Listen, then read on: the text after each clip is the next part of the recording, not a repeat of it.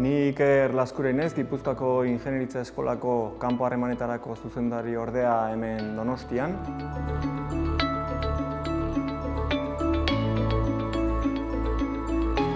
Gure eskola bi zentuz osaturik dago, bata Eibarren eta bestea Donostian.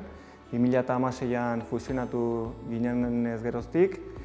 1500 ikasle inguru ditugu gure eskolan, horietatik 230 ikasle inguruk amaitzen dituzte beraien ikasketak, eta langilegoari dagokionean, ikertzaile eta irakasleak 230 inguru gara, eta AZP-ko langileak berriz 40 inguru.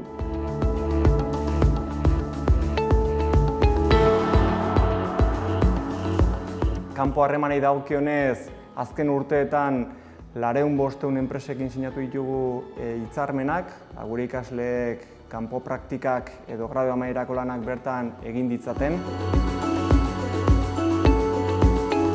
Bestalde, garrantzitsua iruditzen zaigu laugune klusterrean parte hartzea, batez ere lurraldeko beste agenteekin biltzeko, hausnartzeko, proiektu berritzailei buruz hitz egiteko, bai unibertsitateak, beste klusterrak, beste enpresak, orain arte iritsi ez garenak, eta aukera paregabea da gure ikasle eta irakasleen jakintzaren transferentzia proiektu horietan aurrera eramateko.